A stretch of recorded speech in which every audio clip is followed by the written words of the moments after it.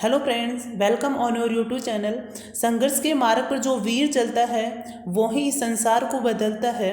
कि संघर्ष के मार्ग पर जो वीर चलता है वो ही संसार को बदलता है। जिसने अंधकार, मुसीबत और खुद से जंग जीती, सूर्य बनकर वही निकलता है। तो इसी के साथ हमारा नेक्स्ट सेशन स्टार्ट करते हैं, जिसमें हम आज का हमारा सेशन में होगा होमोजीनियस डिफरेंशियल इक्वेशंस। इससे पहले हमने पिछले सेशंस में अवकल समीकरण का फर्स्ट मेथड सीखा था, जिसमें हम एक अवकल समीकरण दिया हुआ होता है जिसकी ऑर्डर और डिग्री कितनी होती है, 1 होती है, और उसको सॉल्यूशन करने के लिए हम किस विधि का यूज़ करते हैं, वेरिएबल आर सेपरेट अर्थात चर पृथक्करण विधि का हम यूज़ करते हैं। उसी तरह से आज हमें एक अदर फॉर्म में इक्वेशन दिया हुआ होता है और हम उसका सॉल्यूशन जब फाइंड करेंगे वो हमारी विधि होगी होमोजीनियस डिफरेंशियल इक्वेशंस। यह एक प्रकार से अवकल समीकरण का रूप होता है कि समघात इक्वेशन हमें दिया हुआ होता है और उसको हम किस तरह सॉल्यूशन करने के लिए उसको डील करते हैं। ओके, तो सबसे पहला जो क्वेश्चन होगा हमारा वो क्या होगा, यदि मैं इसको आपको एग्जाम्पल के थ्रू ये बताना चाहता हूँ कि फर्स्ट क्वेश्चंस के according x square y minus 2x y square d x minus x cube minus 3x square y d y equal to 0, ये हमें कोई इक्वेशन दे रखी है। सबसे पहले हमें क्या करना है कि इस इक्वेशंस के लिए हमें d y by d x ज्ञात करना है।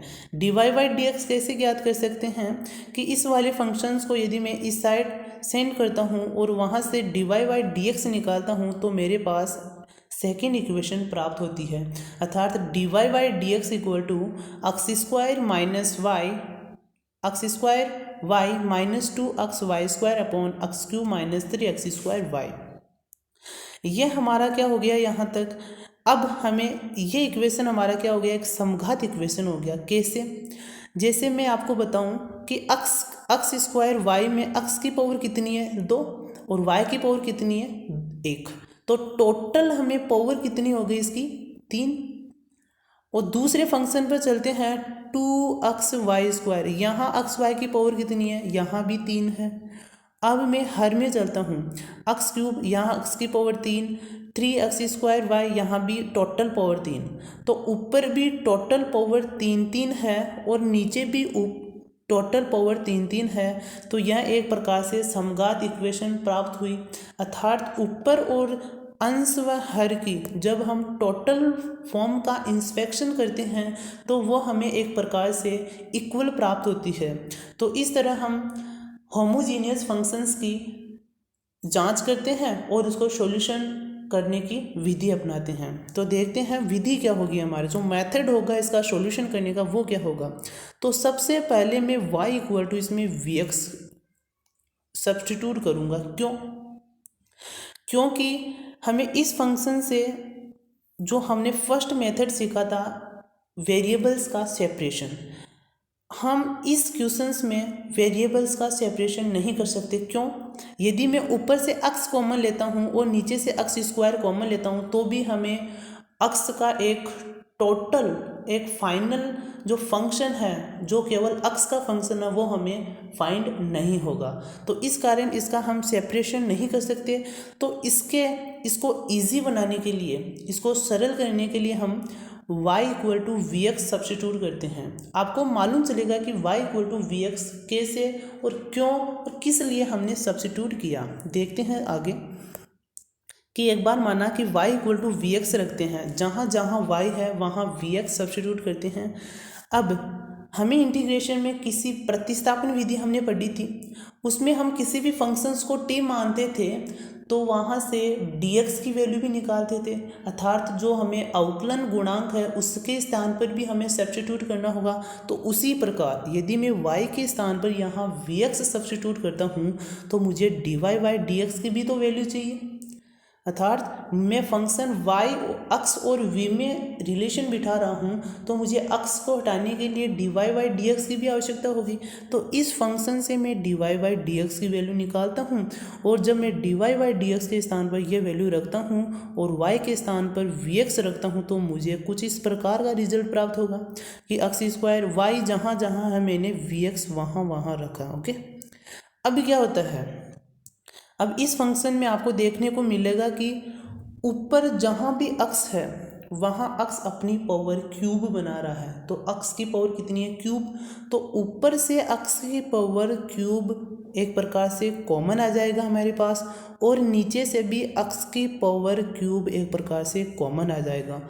तो दोनों से ये दोनों कैंसिल हो जाएंगे और हमें जो इक्वेशन प्राप्त होगी v और अक्स के रूप में, वह हमें ये इक्वेशन प्राप्त हो जाएगी। अब इसमें क्या करता हूँ, अब मैं इसको हमारी यहाँ वो इक्वेशन प्राप्त हो गई जिसके आधार पर हम अचरों जो हमारे वेरिएबल्स है उनको मैं सेपरेट करके इसका सॉल्यूशन कर सकता हूँ। कैसे? अब मैं v वाले फंक्शंस को एक साइड रखूँगा और x वाले फंक्शन को एक साइड। कैसे? मैं v इधर सेंड कर देता हूँ तो v यहाँ पॉजिटिव तो यहाँ जाके नेगेटिव, और एलसीएम लेता हूँ तो मेरे पास ये इक्वेशन प्राप्त हो जाती है। और 2v² से 3v² कैंसिल, यहाँ शेष रह जाएगा v², और -v से +v कैंसिल होके हमें जो इक्वेशन प्राप्त होगी वो ये वाली प्राप्त हो जाएगी।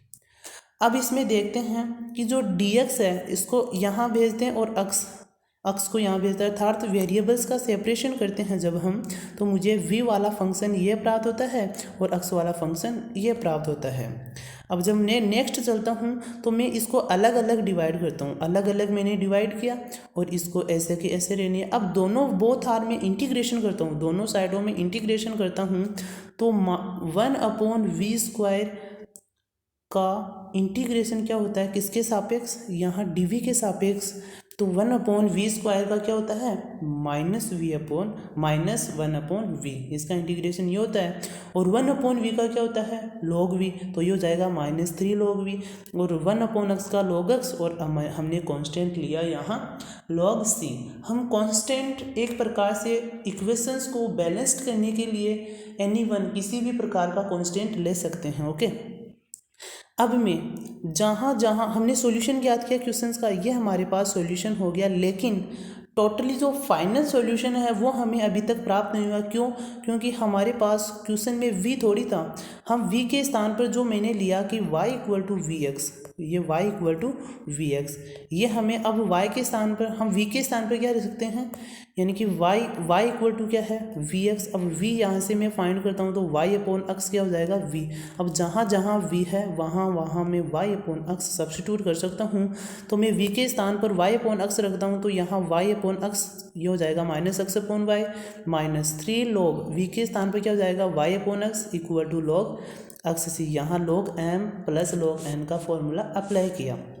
अब -x/y = ये जब इधर जाएगा तो पॉजिटिव, और यहाँ log m + log n का फॉर्मूला अप्लाई करते हैं तो log c/x² रह जाता है। ओके, अब यहाँ से मैं log को इस साइड भेजता हूँ तो यदि हमारे पास कुछ इस प्रकार की कंडीशन है y = log x, अब मैं यहाँ से x निकालता हूँ तो मेरे पास क्या आता है? e⁻y।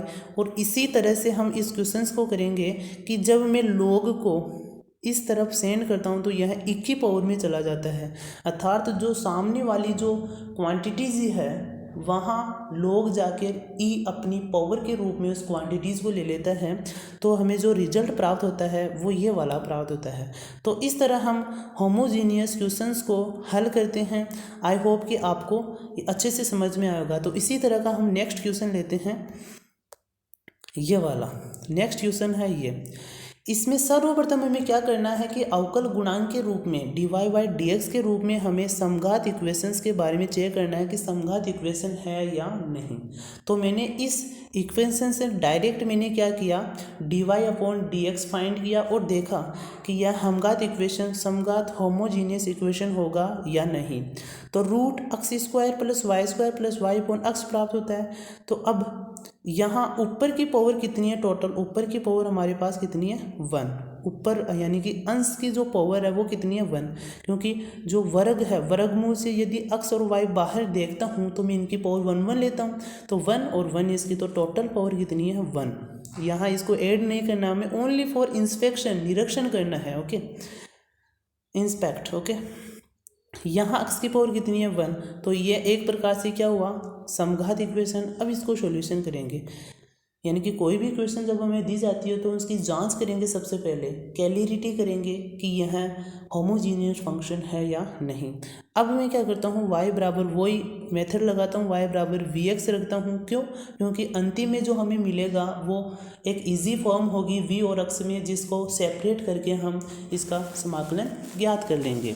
तो अब हम v equal to y x रखता हूँ, dy बाई डी एक्स की वैल्यू निकालता हूँ और इसमें पुट करता हूँ, तो मेरे पास ये इक्वेशन प्राप्त होगा। और ऊपर से टोटल अक्स हमारे पास कॉमन आके नीचे वाले अक्स से कैंसिल हो जाएगा, और y plus x d v upon d x ये हो जाएगा √1 प्लस वी स्क्वायर प्लस के v, और इस v से ये v कैंसिल हो जाएगा। और अब हमारे पास जो इक्वेशन प्राप्त होगी यहाँ से v से v तो कैंसिल, और यहाँ v वाले फंक्शंस को एक साइड लेके हम दो पार्ट्स में इसको डिवाइड करते हैं, अर्थात सेपरेट मेथड में लगाते हैं यहाँ। तो हम देखते हैं कि जो ये वाला पोजीशंस हमें इंटीग्रल का फॉर्म मिल रहा है वो किसका फॉर्मूला है कि 1/√x² प्लस a² बराबर क्या होता है, ये फॉर्मूला मैंने यहाँ लिखा हुआ। ओके, ये फॉर्मूला हमारे यहाँ यूज़ लेंगे कि √1/x² plus a² ds equal to क्या होगा, log x plus √x² plus के a²। अब मैं इस फॉर्मूले को यहाँ अप्लाई करता हूँ, तो x के स्थान पर हमारा क्या है v, और a के स्थान पर हमारा 1 है, तो log v plus √v² plus 1 यहाँ फॉर्मूले के अकॉर्डिंग आ जाएगा। और log 1/x का क्या हो जाएगा, log x प्लस के log c, यहाँ log m plus log n का फॉर्मूला लगाते हैं तो log mn हो जाएगा, और log से log यहाँ से कैंसिल हो जाएगा, तो ये हमें रिजल्ट प्राप्त हो जाएगा। और v के स्थान पर y बराबर क्या माना, vx, और v बराबर क्या हो जाएगा, y अपॉन में x, अर्थात जहाँ जहाँ v है वहाँ हम y अपॉन x की वैल्यू रखते हैं, तो हमारे पास जो सॉल्यूशन प्राप्त होगा इक्वेशंस का वो ये वाला प्राप्त हो जाएगा। तो इसी के अकॉर्डिंग हम समघात इक्वेशंस को सॉल्यूशन कर सकते हैं। और असाइनमेंट के लिए आपके लिए क्वेश्चंस है जो आपको अच्छे से इसको डिफाइन करना है, इसका सॉल्यूशन निकालना है, इवेल्युएट जनरल सॉल्यूशन, इसका व्यापक हल निकालना है। इसे हम क्या बोलते हैं, इक्वेशंस का व्यापक हल। हमारे इन सभी वीडियोस में हम प्रथम ऑर्डर एंड प्रथम डिग्रीज के इक्वेशंस जानेंगे, और यदि ये हमारे कंप्लीट होते हैं 7 मेथड, तो उसके बाद हम नेक्स्ट द्वितीय कोटि और उससे अधिक वाले इक्वेशंस के बारे में हल करने के लिए कोशिश करेंगे। तो मिलते हैं हमारे नेक्स्ट सेशन में। Thank you, till then, thank you for take care.